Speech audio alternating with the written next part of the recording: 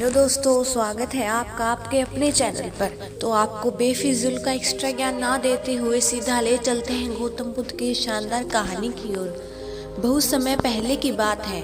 एक धनी किसान था, लेकिन वह अपने जीवन की समस्याओं से बहुत परेशान था। बड़ी आशा लेकर वह एक दिन गौतम बुद्ध के पास पहुंचा। उसने गौतम बुद्ध को प्रणाम किया और उनसे आशीर्वाद मांगा। गौतम बुद्ध ने भी हाथ उठाते हुए उसे आशीर्वाद दिया। फिर वह किसान कहने लगा, हे पूजनीय ऋषि, मैं एक बड़ी समस्या में हूँ और केवल आप ही मेरी मदद कर सकते हैं। बुद्ध चुपचाप उसकी बातें सुनने लगे और वह किसान अपनी समस्याएं सुनाने लगा। उसने कहा, मेरा एक बेकार बेटा है और जो उसे परेशान करता रहता है, उसकी बात नहीं मानता, उसे पर्याप्त सम्मान नहीं देता। उसका पारा उसकी पत्नी के ऊपर भी चढ़ा हुआ है, क्योंकि वह हमेशा अपने बेटे के समर्थन में ही खड़ी रहती है। हे प्रभु, कुछ ऐसा करो कि उनका दिमाग बदल जाए, उन्हें पता चले मैं उनके लिए कितनी परेशानियों का सामना करता हूँ। बुद्ध ने कहा, लेकिन मैं आपकी समस्या का कोई समाधान नहीं कर सकता। इसके बाद बुद्ध ने अपनी आंखें बंद कर ली और ध्यान की अवस्था में चले गए। फिर भी किसान चुप नहीं हुआ।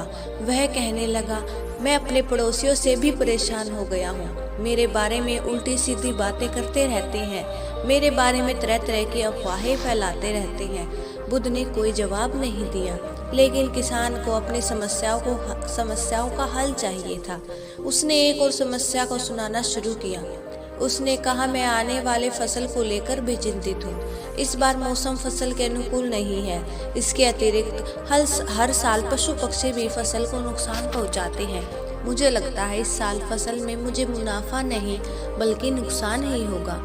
बुद्ध ने बड़े शांत भाव से जवाब दिया, मैं इसमें भी आपकी कोई सहायता नहीं कर सकता हूँ। मगर किसान को अभी भी बुद्ध की शक्तियों पर विश्वास था, इसलिए उसने फिर एक समस्या बताई, यह सोचकर कि शायद इस समस्या का हल उसे मिल जाए। किसान ने कहा, मैंने बहुत से लोगों को उधार दे रखा है, लेकिन लेनदारों से मुझे पैसा वसूलने में बहुत कठिनाई हो रही है। इसके साथ ही मेरे ऊपर भी कई लोगों की उधार है।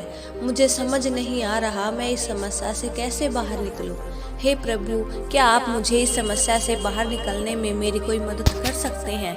बुद्ध ने थोड़ा विचार करते हुए कहा, नहीं, मैं इसमें भी आपकी कोई मदद नहीं कर सकता हूँ। यह सुनकर किसान को बहुत क्रोध आया। वह ऊंची आवाज में बोला, फिर आप किस बात के लिए अच्छे हो? लोग कहते हैं आप बहुत ज्ञानी हो, लेकिन अभी तक आपने मेरी किसी भी समस्या को दूर करने का उपाय नहीं बताया। क्या सच में आप कुछ नहीं कर सकते हो? मैं अपने जीवन से थक गया हूँ। बुद्ध ने कहा, देखिए, वास्तव में हर किसी के जीवन में समस्याएं होती ही है, बल्कि हम सभी के जीवन में 83 समस्याएं होती हैं। आप इसके बारे में कुछ नहीं कर सकते हैं। आप किसी तरह एक का समाधान करोगे तो उसकी जगह कोई दूसरी आ जाएगी। आपको समझना चाहिए, बहुत कुछ है जो आपके नियंत्रण में नहीं है, जैसे लोग, मृत्यु, मौसम। लेकिन अगर आपके 84वें समस्या का हल मिल कर लिया तो आपकी बाकी 83 समस्याएं अपने आप हल हो जाएंगी। किसान ने विनम्र होते हुए कहा, कृपया मेरे 34वीं समस्या को हल करने का उपाय बताएं। इस पर बुद्ध ने कहा, हमें पहले आपके समस्या को पहचान करनी होगी। किसान ने बड़ी उत्सुकता के साथ पूछा, कृपया करके मुझे मेरी 34वीं समस्या क्या है बताइए। बुद्ध ने कहा, आपकी 34वीं समस्या यह है कि आप जीवन में कोई समस्या नहीं चाहते।